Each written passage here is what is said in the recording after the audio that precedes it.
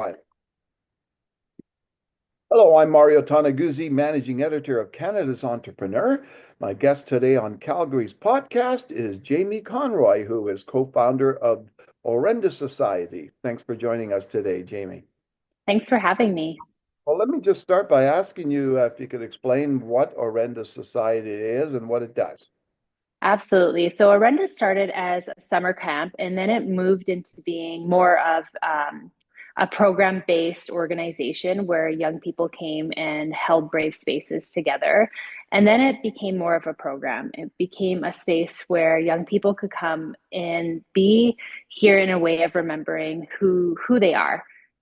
It was an opportunity to create transformational spaces for youth, families, and our community to really connect and reconnect back to themselves and each other and the land, essentially. And we did this through movement, mentorship, mindfulness programs, and really equipping young people first with tools that foster resilience, presence, authentic connection, and really just having that proactive human first approach to mental wellness that allowed us to meet people where they were at and remind them that they weren't alone in this journey. And sorry, when did it begin? 2017. 17. Can you give me a little bit of the background behind that and how it started and why it started? Well, essentially, it was really born from lived experiences, growth that came from, challenges, reflection, and different healing opportunities. So, as a parent, and educator, and facilitators, we saw cracks in the system, and we knew that we wanted to support well-being for young people and families. Mhm. And when you look at the issue today, I know, is it a more of a growing concern, the mental health and well-being, especially of youth? It really is. And I know it's so stigmatized right now, but I feel like we need to get a lot more serious about what's actually happening. We sat at a roundtable actually just yesterday, and we were looking at some stats in Canada. And, suicide is the second, the second cause of death in young people right now. And that just means that our parents and our children are just not getting the support that they need, or it's just not as available as we'd like it to be.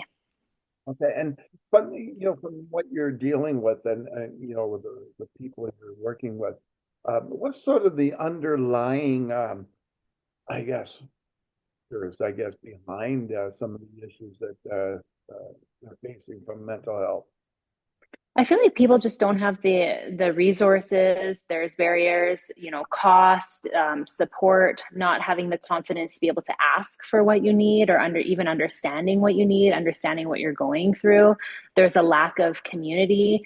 People are very alone in our society. We're faced with being on social media or having the connection to our screen and forgetting that, being in community, being outside, being connected to what is real is lacking in most of our lives sometimes, well, especially now in our society. So we're feeling like and parents are becoming more busy. Hmm. And what's the impact of all this on the society? Well, ultimately, the greatest impact is, we're going to be seeing more and more young people start to use different services, which means that, when we're not being proactive in our mental wellness, we're going to be utilizing more services as our young people are getting older, which means more tax dollars, more, pressure on our society as a whole, essentially. And it's going to be more of a dilemma than anything. And was this whole issue exacerbated by the pandemic? I think it always existed, to be honest, although I feel that we were able to shine more light onto it over the pandemic, and we really got a better look at what people were actually going through alone. Yeah. So what were you before you got into doing this? What were you doing? Well, I have a Bachelor of Education, so I was a teacher, and then I was working in group homes as a counselor for quite a few years. Okay, then. Yeah. What made you get into that area of, I guess, as a career initially? I was really fortunate in my life, and unfortunate in a lot of areas. So for me, growing up with my mom was a teenage mom, and she couldn't give me the things that I needed. She did the best she could with her resources and what she had in front of her and how she was educated. She did the best she possibly could, but what I needed was more than that. And I was really fortunate to have a lot of adult champions in my life step up for me, whether it was my coaches, a mentor, my friends' parents, who really stepped up for me in life and were able to see something in me that I might not have, and help me push forward to, not really be a victim of my environment and be able to step into the light, really, and take a chance on me. So, that was really important for me to be able to give back and be who I needed when I was younger. Now, are you like from Calgary, like originally, or No, originally I'm from Ontario, but I moved to Calgary for university. So I came out here when I was 17, so a lot of years ago. what? When you look at the city itself, Calgary is known as a like a fast-paced city, and go go and reach for the top type thing. Is that I don't know, in some ways hurt this whole issue, like in the sense that it puts a lot of pressure on people. Oh, yeah, I think it puts a ton of pressure on people, and we're forgetting what the idea of abundance and success actually means and what it's defined as. And, for some people, it is having the shiny items, the big houses, all of those sort of things. And that's wonderful if that's your definition of success. But the rooted definition of success is joy, it's connection, it's community. And those things, when we're always searching for more, when we're always, busy, or like logistically, our schedules are full, we're providing all of these things for everybody in our homes that, sometimes what happens is our fundamental needs as humans, being seen, heard, loved, belonging, and safety, are not fully being met as a community or as a family unit. Let's talk a little bit about money. Like, how are you funded? That's a good question. So right now we are a non-for-profit society. We're not yet charitable. So we are really fortunate to have a lot of backing in our community. So we're able to receive some community grants to be able to move forward. We've been fortunate to have two government grants come through just this year. It's a lot of roots. Our organization is really developed from the bottom up.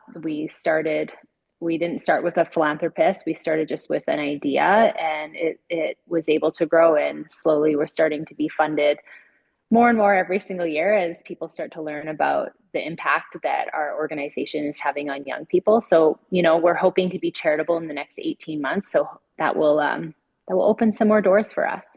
And how do you get, I'm always curious about, especially nonprofits, like how do you get known out there? How do you get known to the people that you want to reach and help? You want to advertise, you want to market, but really, how do you get a feeling across? How do you market transformation? How do you do that? So it's really about word of mouth, and it's showing up for one person. It's showing up for five people. It's not worrying about selling out a class or how much money we're making in this area. Really, it's about just showing up, and the more that you show up, the more you're seeing the shifts and the impacts and young people wanting to show up with you. So it really has been word of mouth for us, to be honest. Hmm. Now, what And about people believing in us, pardon? and people believing in the organization. Yeah, yeah, yeah. Yeah. Now, when uh, curious, what's the name signify? Where's that? Oh, sure. So arenda, the definition of arenda essentially means, in a non, we won't go the dictionary route, but it means that when we take the time to empower ourselves, when we do the work on ourselves, when we fill our cup up, we essentially empower our community. We then take that and we give it back into our community. So it's only when we provide those essential things that we need, fill our cup up, empower ourselves, then we're able to give back to the community. It's almost like putting your oxygen mask on first. Exactly. Yeah. Now Yeah. I deal with a lot of entrepreneurs and et cetera, and they're like, go, go, go, go. All right. I know. Hmm. What would your, seeing some of the issues and stuff that you see out there with people, what would be your advice to entrepreneurs about taking care of their well-being and mental side? Sure. I really think the biggest misconception in burnout and, the go, go, go is being too busy. And I think burnout is more than exhaustion. It's really about disconnection. So it's disconnection from joy, purpose, play, even just our simple breath. So it's learning how to be present when you're in moments of connection, present to the people that you love. It's not having to earn your rest, knowing that rest is essential to be productive, and there's no earning to rest. Rest should typically come first, so then we can be productive and make the changes. Or every entrepreneur has a deep passion and purpose, so that we can live in those passion and purposes if we're rested. I'm a big advocate for meditation and movement. So keeping yourself fueled is really important. Mm, But mostly, I honestly think that most of it is, staying connected, staying in joy, and being around people that you love, not only the work. mhm. So what Mm. do you do on a personal level to take care of yourself? Well, I do some meditation. I really like, well, I don't love meditation. It's really hard sometimes, but I know that it's essential and it's really helped me a lot. I run a lot, so I'll go out for a run. I live on 15 acres of land, so connecting to land is really important to me. I'll just go outside for a walk or have a fire, all of those sort of things. Turn off my phone, have a family dinner, just be present in the moments where I know I can be. It's And hard. It's hard. I sound like I'm doing it all right, but I get it wrong majority of the time. The late nights of staying up or missing a dinner, or, forgetting that, oh, all I need to do is go outside for a quick walk and I'll feel way better. But it's a practice. yeah, what's your sense? As I said, you deal with a lot of people, but what's your sense of how people are feeling in general these days about, about the economy and where we're going, and specifically here in Calgary?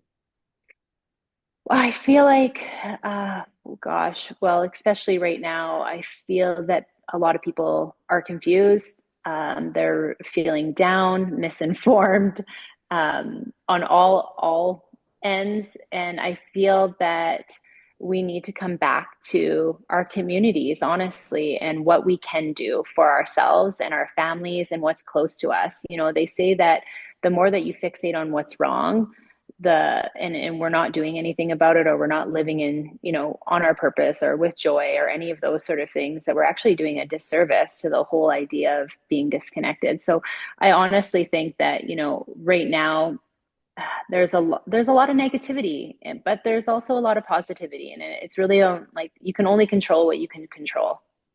You find there's a lot of anger out there. Yeah, there's lots of anger.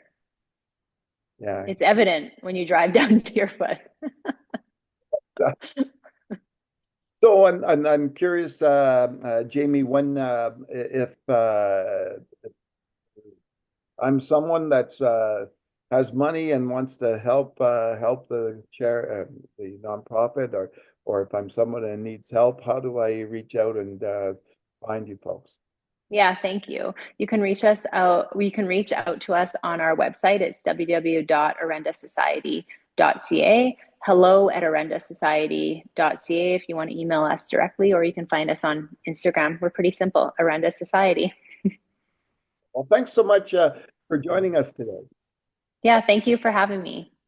Hey, that was Jamie Conroy, who is co-founder of Orenda Society. I'm Mario Toneguzzi, managing editor of Canada's Entrepreneur with Calgary's podcast. Thanks for joining us today. Thanks.